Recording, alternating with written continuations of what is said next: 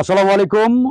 আজকে আমরা ঠাকুরগাঁও ২ আসনের অন্তর্গত হরিপুর উপজেলার বেশ কয়েকটা বাজারে ইতিমধ্যে আমরা গণসংযোগ করেছি। বিশেষ করে কামারপুকুর যে বাজারটি রয়েছে এখানে গণসংযোগ করেছি আমগাঁও ইউনিয়নের।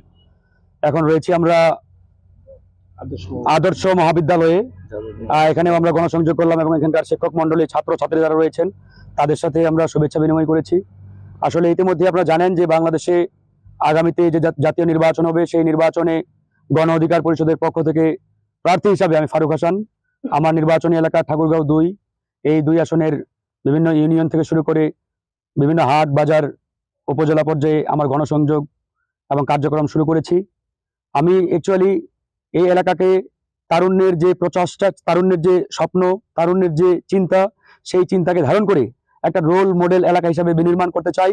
আপনারা দেখেছেন বিগত ৫৪ বছরে এই এলাকার নেতৃত্ব যারা দিয়েছেন তারা আলটিমেটলি এলাকার উন্নয়ন বলতে কিছুই করেন নাই। তারা শুধুমাত্র নিজেদের চিন্তা করে এই এলাকার জনগণের উন্নয়ন কল্পে তেমন কোনো ভূমিকা রাখতে পারে নাই। বিশেষ করে আমরা বলতে গেলে আমাদের এই এলাকাটি যেহেতু সীমান্তবর্তী এলাকা এবং এখানে খুব সহজে মাদক ইন্ডিয়া থেকে এখানে চলে আসে এবং এই মাদকের সহজলভ্যতার কারণে আজকে আমাদের তরুণ প্রজন্ম, ইয়াং জেনারেশন এরা খুব সহজে মাদকাসক্ত হয়ে যায়। তাই সেই জায়গা থেকে আমি মনে করি আমাদের এই এলাকার প্রধান এবং প্রাইমারি প্রায়োরিটি হওয়া উচিত মাদক মুক্ত এলাকা হিসেবে এটাকে বিনির্মাণ করা। আমরা যদি আমাদের তরুণ প্রজন্মকে একটি মাদক মুক্ত সুশিক্ষিত জাতি হিসেবে গড়ে তুলতে পারি তবেই তাদেরকে আগামীতে এই এলাকার নেতৃত্বের দায়ভার কিংবা এই দায়িত্বভার আমরা অর্পণ করতে পারবো। আরেকটি বিষয়, আজকে দেখেন আমাদের এই এলাকার বিশেষ করে স্বাস্থ্য খাতের অবস্থা একবারেই খারাপ। সময় দেখা যায় কুকুর বিড়াল দৌড়াদৌড়ি করে। তো এরকম একটি উপজেলা পর্যায়ের হাসপাতালের অবস্থা হয়ে থাকলে আসলে মানুষ সেখানে থাকবে কিভাবে? এই জন্য আমরা এই অন্তর্বর্তীকালীন সরকারকে বলেছি যে আমাদের এখন আইন করতে হবে বাংলাদেশের প্রত্যেকটি জনপ্রতিনিধি তার নিজ নিজ এলাকার হাসপাতালে চিকিৎসা নিতে বাধ্য থাকবে। আজকে যদি রাষ্ট্রীয়ভাবে এই আইন করা হয় যে প্রত্যেক জেলার বা প্রত্যেক এলাকার এমপি তার উপজেলা স্বাস্থ্য কমপ্লেক্সে চিকিৎসা নেবে, তাহলে দেখবেন এমপি সবার আগে তার উপজেলার হাসপাতাল সেটাকে সংস্কার করবে, সেটাকে আধুনিকায়ন করবে। আজকে আমাদের এই হরিপুর বলেন কিংবা বালিয়াডীহি বলেন, এটা একবারেই প্রত্যন্ত অঞ্চল, সীমান্তবর্তী এলাকা। এই এলাকার মানুষের সেরকম সক্ষমতা নেই যে তার পরিবারের কোনো সদস্য অসুস্থ হলে তাকে রংপুর মেডিকেল কিংবা ঢাকায় নিয়ে গিয়ে চিকিৎসা দেওয়া। তো আমরা কেন পারি না সেই রংপুর মেডিকেলের চিকিৎসা ব্যবস্থা আমাদের এই ঠাকুরগাঁও জেলায় নিয়ে আসতে? এটা তো আমারই কঠিন কোনো কাজ নয়। কিন্তু এই ব্যর্থতা কার? এই ব্যর্থতা এই অঞ্চলের নেতাদের, যারা বিগত সময়ে এই এলাকায় নেতৃত্ব দিয়েছে। তারা সত্যিকার অর্থে এই এলাকার মানুষের যে চিন্তা চেতনা সেটাকে প্রাধান্য দিয়ে তারা যদি এই এলাকাকে নিয়ে কাজ করতেন এই বিষয়গুলো সম্ভব হতো। আমি চাই একটি মেডিকেল কলেজের যে চিকিৎসা পদ্ধতি, চিকিৎসা ব্যবস্থা, সেই চিকিৎসা ব্যবস্থা যাতে আমার উপজেলা পর্যায়ের হাসপাতালগুলোতে মানে আমরা দিতে পারি, সেটা আমরা নিশ্চিত করব। আরেকটি বিষয় আমাদের খেয়াল রাখতে হবে, এই এলাকার মানুষ অধিকাংশই কৃষক এবং এই এলাকাতে আমাদের সোনার ফসল ফলে, বিশেষ করে আলু, ভুট্টা, গম, এরকম অনেক ফসল। এই ফসলগুলো সংরক্ষণ করার মতো যথেষ্ট সরকারি ব্যবস্থাপনা এই এলাকায় নেই। তাই যখন যে ফসলের সিজন আসে কৃষক নেই,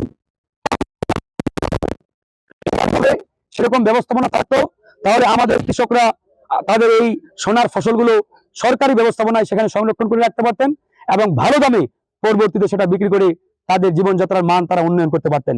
সেই বিষয়গুলো আমরা খেয়াল করছি এবং আগামীতে আমরা এই এলাকায় কাজ করব। সরকার বাজেট দেয় নাই, বাজেট অবশ্যই দিয়েছে, কিন্তু ঢাকায় বাজেট হয় আমার হরিপুরের জন্য, আমার বালিয়াডীহির জন্য, কিন্তু ওই বাজেট ঢাকা থেকে ঠাকুরগাঁও আস্তে আস্তে ওটা 90 ভাগ শেষ হয়ে যায়, হরিপুরে পৌঁছাতে পৌঁছাতে থাকে 10 টাকা, মানে 10 ভাগ। তো এরকম নেতা দিয়ে তো আসলে এলাকার উন্নয়ন হবে না। ঢাকায় এই এলাকার জন্য 100 টাকা, নেতার পকেটে যাবে 90 টাকা, এরকম নেতা দিয়ে আসলে দেশেরও পরিবর্তন হবে না, এলাকার হবে না। মানুষ আমাদের কেন ভোট দিবে এটা অত্যন্ত গুরুত্বপূর্ণ একটা প্রশ্ন। দেখুন, আমরা যেটা বরাবরই বলে আসছি, আমাদের মুখের কথার সাথে কাজের মিল পাবেন।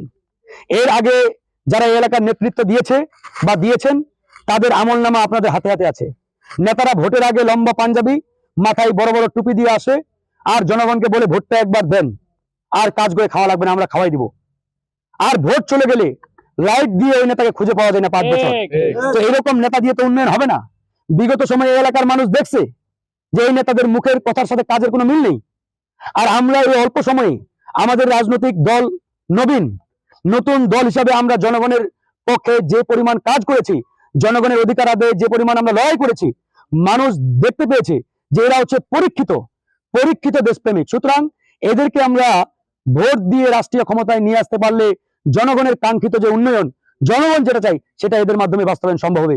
এই জায়গা থেকে জনগণ আমাদের ভোট দিবে এবং আগামীতে ইনশাআল্লাহ আমরা জনগণের সেই উন্নয়ন করে তাদেরকে সেই বাস্তবতা দেখিয়ে দিব। ইতিমধ্যে আপনারা দেখতে পাচ্ছেন আমাদের পুরাতন যে রাজনৈতিক বন্দোবস্ত, এই পুরাতন রাজনৈতিক বন্দোবস্ত দেখতে দেখতে বাংলাদেশের জনগণ অতিষ্ঠ। তাই মানুষ এখন নতুনত্ব চাই, নতুন নেতৃত্ব চাই। সেই নতুন নেতৃত্বের মাধ্যমে এই এলাকার উন্নয়নের চিন্তা জনগণ ইতিমধ্যে শুরু করেছে। আমি দৃঢ়ভাবে আশাবাদী, জনগণ যদি ভোট কেন্দ্রে গিয়ে ভোটাধিকার প্রয়োগের সুযোগ পাই, তারা নতুন নেতৃত্ব বেছে নেবে ইনশাআল্লাহ। আমরা জনগণের জন্য কাজ শুরু করেছি। ইতিমধ্যে আমরা মসজিদ, মাদ্রাসা, যেসব স্কুলের বিল্ডিং নেই, যেসব স্কুলের মানে আপনার নন এমপি ভুক্ত, সেগুলো নিয়ে আমরা কাজ শুরু করেছি। আমি মাননীয় শিক্ষা উপদেষ্টার সাথে একাধিকবার মিটিং করেছি। তিনি আমাকে আশ্বস্ত করেছেন, আপনার এলাকা যেহেতু মানে রুরাল এরিয়ায় এবং সীমান্তবর্তী এলাকা, আপনার এলাকার স্কুল কলেজ যেগুলোতে বিল্ডিং নেই, আমি ওনাকে স্পষ্ট করে বলেছি আমার এলাকার অধিকাংশ স্কুল কলেজ মাদ্রাসা এগুলোতে কোনো বিল্ডিং নেই, এগুলো খড় ছন এরকম আপনার খেরের মানে বেড়া দিয়ে কোনো মতে শিক্ষা কার্যক্রম তারা চালিয়ে যাচ্ছে। কিন্তু শিক্ষার মান অত্যন্ত ভালো। ঢাকায় আজকে সরকারি বিশ্ববিদ্যালয় বলেন, মেডিকেল বলেন, বুয়েট বলেন, এগুলোতে যারা চান্স পায় তার অধিকাংশ এই মফস্বল থেকে উঠে আসা শিক্ষার্থী। সুতরাং এই স্কুল কলেজগুলোতে আমরা যদি সরকারিভাবে সেই ব্যবস্থাটা করতে পারি, তাহলে এই এলাকা আরো এগিয়ে যাবে ইনশাআল্লাহ।